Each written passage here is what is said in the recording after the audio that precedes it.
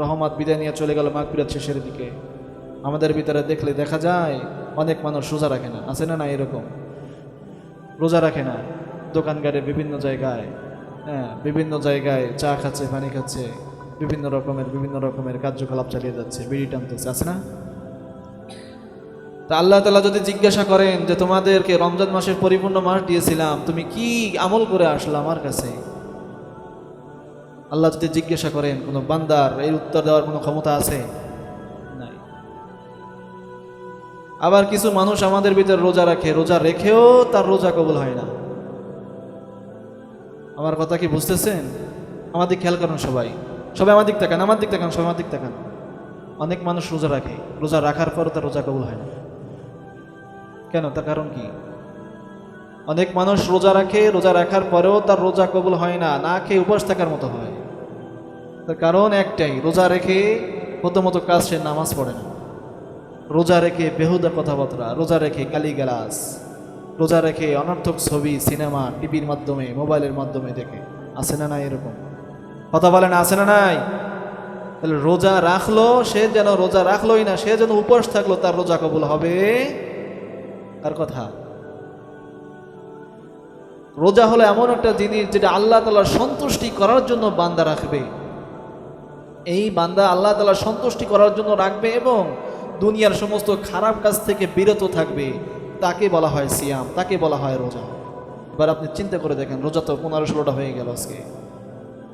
এরকম নাফরমানি, এরকম রোজা রেখে কত বেহুদা কাজ বাস আমরা করছি কিনা? কথা বলেন, করছি কিনা? আল্লাহ তাআলা বলেন, রমজান মাসের পবিত্রতা তোমরা রক্ষা রাখো। এই দিন তোমার চলে যাচ্ছে, রমজান মাস তোমার এই সামনে থেকে বিদায় নিয়ে চলে যাচ্ছে। হয়তো সামনে হায়াতের জিন্দেগির ভিতরে বান্দা তুমি নাও পেতে পারো। যেটুকু সময় তুমি পেয়েছো, ওইটুকু সময় তুমি আল্লাহর, আমি আল্লাহর ইবাদত করো, আমাকে খুশি করো।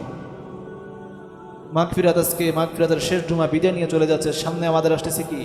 নাজাতের 10 দিন, ঠিক কিনা বলেন? নাজাতের 10 দিন চলে আসছে। নাজাতের 10 দিনের ভিতরে আল্লাহ তাআলা একটা রাত রেখেছেন, তার নাম হলো শবে কদরের রাত। জোরে বলে তবে কি? তার নাম কি? শবে কদরের রাত। আল্লাহ তাআলা সূরার ভিতরে বলেন, ইন্না আনসালনাহু ফি লাইলাতিল কদর, লাইলাতুল কদরি খায়রুম মিন আলফি শাহর। বসেন। আল্লাহ তাআলা বলতেছেন যে আমি এই রমজান মাসের শেষ দশকের ভিতরে একটা রাত রাখছি, তার নাম হলো লাইলাতুল কদর। জোরে বলেন, লাইলাতুল কদর। যে রাতটা হবে হাজার হাজার বছর থেকে উত্তম। একবার জোরে বলা যাবে কি সুবহানাল্লাহ? তাহলে হাজার হাজার বছরের থেকে একটা রাত আপনি আমি পাচ্ছি। এই লাইলাতুল কদরের ভিতরে যে ব্যক্তি ইবাদত করার ভিতরে সক্ষম হবে, তার মতো ভাগ্যবান দুনিয়ার কেউ হতে পারে? এই রাত কিন্তু আপনার আমার সামনে চলে আসছে। কাজেই এই রাতকে আমরা কেউ অবহেলা করব না। ভাই, ওদেরকে একটু সাফাই দিন, কথা বলেন না, আমার কথাটাও খেয়াল রাখেন। এমনিও টাইম শর্ট, আমাদের সবাই একটু খেয়াল রাখেন। তো সম্মানিত হাজরিন, তাহলে এই রমজান মাসের ভিতরে একটা রাত শ্রেষ্ঠ, তার নাম হলো লাইলাতুল কদর। আল্লাহ যেন আমাদের সবাইকে এই লাইলাতুল কদরের নামাজ আদায় করার তৌফিক দান করে, সকল বলে আমিন। সম্মানিত হাজরিন, তাহলে আল্লাহ রাব্বুল আলামিন বলতেছেন, গোলাম, এই রমজান মাস জীবনে তোমার এই শেষ হয়ে যেতে পারে, আর নাও পেতে পারো, কিন্তু এই রমজান মাসের সময়টা তুমি কাজে লাগাও। রজবের অর্থাৎ রমজান মাসের শেষ দশকে ইফতিকাফের একটা কথা আছে না? ইফতিকাফ আমরা করি না অনেকে। ইফতিকাফ কি জিনিসটা কি? আল্লাহ তাআলার সন্তুষ্টির জন্য ইফতিকাফ করা। যে ব্যক্তি ইফতিকাফে বসবে আল্লাহ তাআলার সন্তুষ্টির জন্য, সে লাইলাতুল বরাত অর্থাৎ লাইলাতুল কদর কখনো তার মিস যাবে না। কদর মিস যাবে না, সে কদর পেয়েই যাবে। সে যদি ঘুমাইও থাকে আল্লাহর জন্য, সে ইফতিকাফে বসেছে, আল্লাহর জন্য ইফতিকাফে বসেছে, যদি ঘুমাইও রাত পার করে দেয়, 3 রাত ঘুমাবে, সমান ইবাদতের সওয়াব হবে। জোরে বলা যাবে কি সুবহানাল্লাহ? এরকম কোনো যুবক আছে যে 10টা দিন ইফতিকাফে বসবে? বুকে হাত দিয়ে বলেন যে আমি আছি, ইনশাল্লাহ বসার চেষ্টা করব। সবাই তো ব্যস্ততা, এই ব্যস্ততা একদিন শেষ হয়ে যাবে।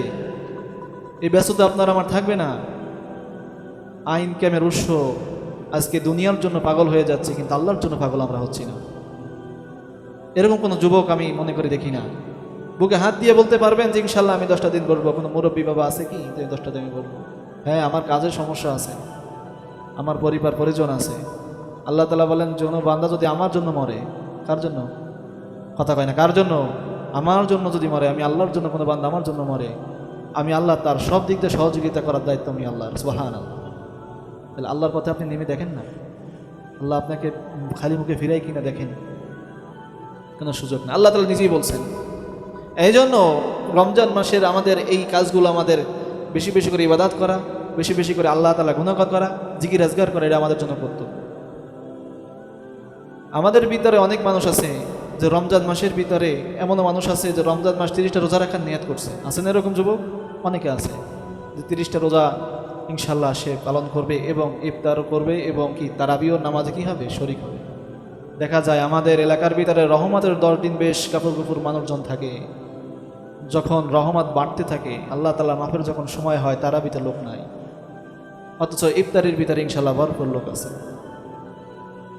ইফতারের ভিতরে ইনশাল্লাহ ভরপুর লোক আছে। তা আল্লাহ তাআলা বলতেছেন যে রহমত আমার যখন আগায় আসে, বান্দার প্রতি যখন আমি আকৃষ্ট হই, বান্দা আমার থেকে ফিরে আসে। আমার কথা কি বোঝেন? আমার কথা কি বুঝতেছেন আপনারা? আল্লাহ তাআলা যত রমজান সামনে আগায়, রমজানওয়ালা ব্যক্তির জান্নাতকে আল্লাহ তাআলা নতুন ঈদ দ্বারা সাজায়, জান্নাতকে সাজায়। জোরে বলেন সুবহানাল্লাহ। রহমত দ্বারা সাজায়। আর বান্দা যখন রহমত প্রথম দিকে আসতে থাকে, আল্লাহ তাআলা খুশি হয় যে দেখো আমার বান্দা আমার দিকে আসতেছে, জান্নাতের দিকে আসতেছে, আমাকে ভালোবাসে আসতেছে। রহমত যত দিন যায় বাড়তে থাকে। রহমত যখন চলে যায় মাগফিরাতে আসে। এখন আস্তে আস্তে রহমত বাড়ে আর লোকও কমে। এই হলো আমাদের অবস্থা, এ হলো আমাদের অবস্থা। তাহলে আপনার আমার এই জিন্দেগির ভিতরে, হায়াতের জিন্দেগির ভিতরে আপনি কি জবাব দিয়ে আল্লাহর কাছে করবেন? বয়স তো কম হয় নাই, এখনো গুনার কাছে যেতে পারেন নাই। আপনি মনে করছেন কি আপনি একদিন মারা যাবেন না? আপনি একদিন মারা যাবেন না? আপনার এত বাহাদুরি, তাকওয়া, শক্তি, আপনার সব কিছু দুনিয়ার ভিতরে ছিল, কিন্তু আপনি একদিন চলে যাবেন। কেউ দুনিয়ায় থাকতে পারবে না, কেউ দুনিয়ায় থাকতে পারবে না। মানুষ মরার সাথে সাথে ছেলে বলো, বান্ধব বলো, যত আত্মীয় স্বজন বলো, তারা আপনাকে চিন্তা করবে কিভাবে খাট থেকে নামানো যায়। ঠিক কিনা বলেন? কথা বলেন ঠিক কিনা? কিভাবে নামানো যায়, কিভাবে কবরে রাখা যায়। আর যদি আপনি নাফরমান হয়েই যদি মরেন, তাহলে আপনার পরিস্থিতি কেমন হবে? আল্লাহ রসুলের এক সাহাবী যুদ্ধের ময়দানে, অনেক যুদ্ধে শহীদ, অনেক যুদ্ধে কি তিনি বীরত্ব লাভ করেছেন। আমার দিক খেয়াল করেন সবাই, এই সবাই আমার দিক খেয়াল করেন। আজকে আমার দিক কথা বলবেন, অন্য কথা খেয়াল করবেন না।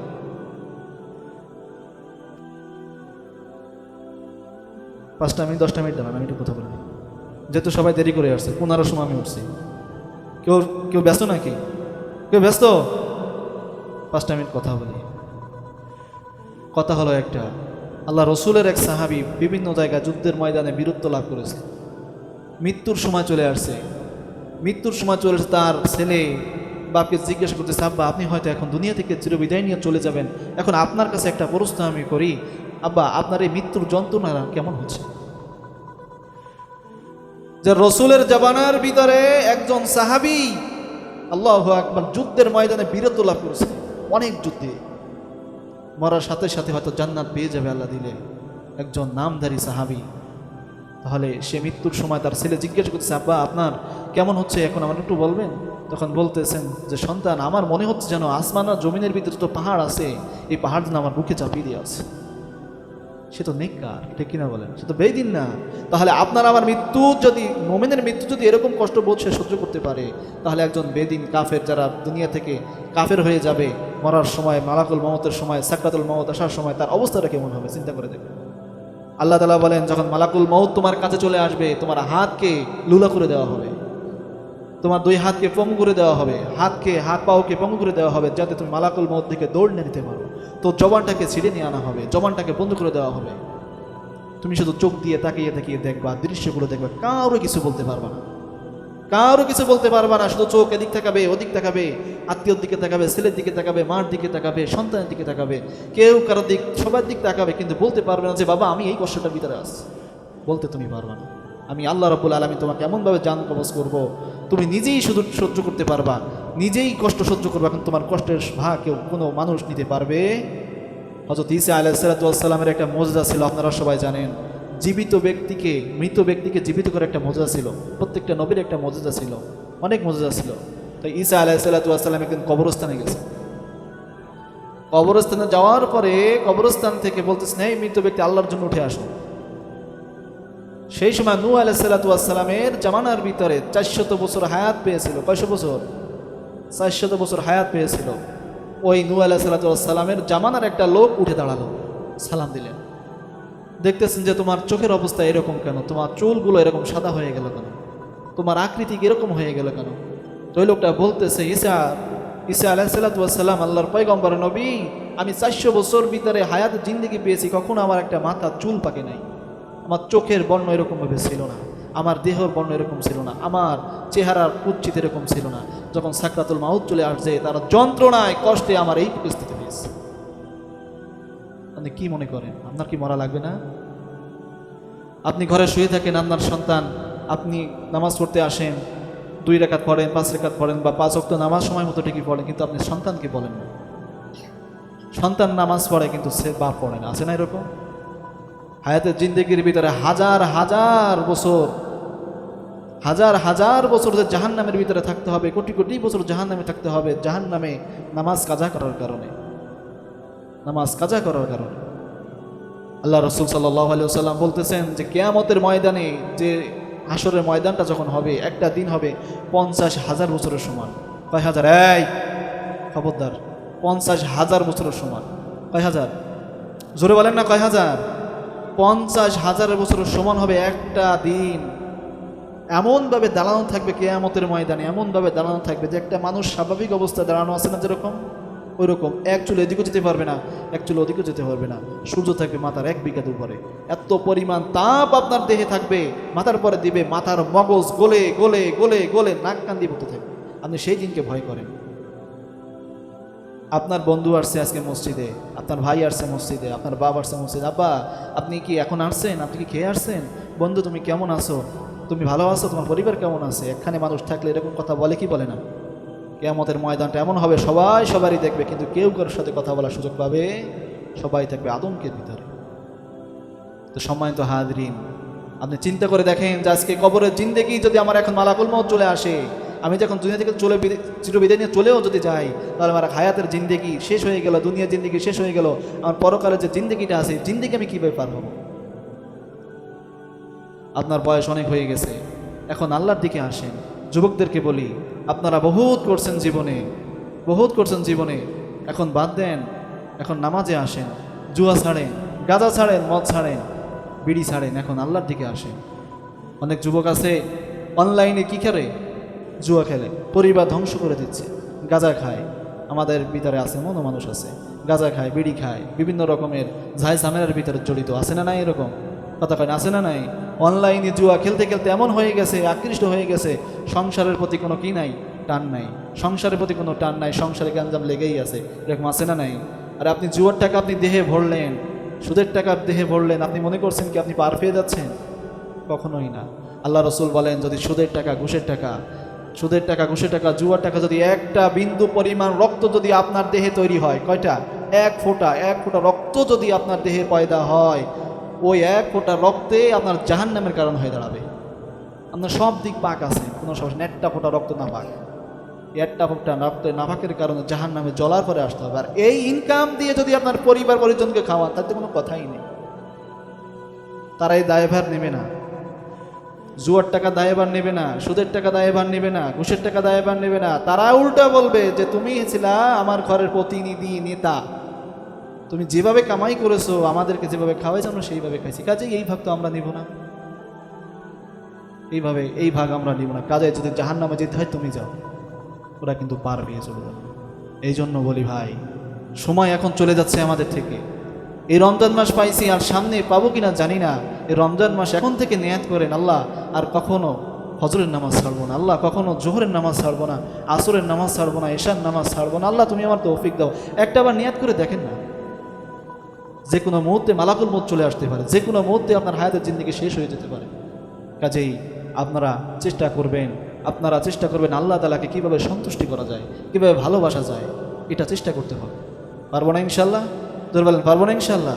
আরেকটা কথা বলি, রমজান মাসে যারা রোজা রাখেন না, বিভিন্ন রকম অজুহাত দেখান, একটা রোজা ভাঙ্গার যে কত বড় শাস্তি, আল্লাহ রসুল শুয়ে আছেন ঘুমানোর ভিতরে, স্বপ্নে দেখতেছেন যে 2জন ফেরেশতা আসছে, জিবরাইল আর হচ্ছে জিবরাইল আলাইহিস সালাম আর মিকাইল অথবা ইসরাফিল আলাইহিস সালাম আসছে। আসার পর আল্লাহ রসুলকে ধরে নিয়ে একটা পাহাড়ের পারে উঠে দিলেন। কোথায়? জোরে বলেন কোথায়? পাহাড়ের পারে উঠাই দিলেন। দেওয়ার পরে আল্লাহ রসুল উঠতে পারতেছে না, পাহাড় তো উঁচু, উঠতে পারতেছে না। কারণ আল্লাহ রসুল বলতেছেন আমি তো সম্ভব না, এত বড় পাহাড়ে ওঠার পরে আমি কীভাবে উঠবো, আমি তো উঠতে পারতেছি না। তখন আল্লাহ রসুলকে সাহায্য করতেছিলেন, 2 ফেরেশতা সাহায্য করতেছিলেন। যে ওঠেন, আপনি উপরে ওঠেন, ওই পাহাড়ের পরে ওঠেন। এক পর্যায়ে উঠেও গেল। যাওয়ার পরে দেখতেছেন যে একদল লোক, আমাদের খেয়াল করে না ভাই, একদল লোক মাথা নিচের দিকে, পা উপরের দিকে। পা কোথায়? আপনি নিজের মাথায় কল্পনায় আনেন যে মাথা নিচের দিকে, পা কোথায়? উপরের দিকে। উপরের দিকে পাও ঝুলানো, টানা দেওয়া, হাত টানা দেওয়া। একদল ফেরেশতারা তার চোয়াল কাটতেছে। কল্পনায় আনেন যে চোয়াল কাটতেছে, এক চোয়াল এই পর্যন্ত কানের লতি বরাবর কি হয়ে যাচ্ছে, কেটে ফেলতেছে। আবার এই চোয়াল কাটতে কাটতেই বলতেছে রক্তে জর্জরিত হয়ে যাচ্ছে, জমিন রক্তে ভরে যাচ্ছে। একবার মাথায় খাটান, তার পরিস্থিতি কেমন হচ্ছে? তার পরিস্থিতিটা কেমন হচ্ছে? এক চোয়াল কাটতে না কাটতেই অন্য চোয়াল আবার পরিপূর্ণ, অন্য চোয়াল কি আবার পরিপূর্ণ। হায় হায়, আপনি নিজে মাথা খাটান যে তার পরিস্থিতি কেমন হচ্ছে। আল্লাহ রাসূলকে বলতেছেন যে এ কী সম্ভব, যে কীভাবে সম্ভব, এরা কী এমন অন্যায় করেছে, অপরাধ করেছে, যার কারণে এই শাস্তি হচ্ছে তাদেরকে। আল্লাহ রসুল সাল্লাল্লাহু আলাইহি ওয়াসাল্লাম বলার পরে ফেরেশতারা বলতেছেন, ইয়া রাসূলুল্লাহ, ইয়া হাবিবাল্লাহ, এই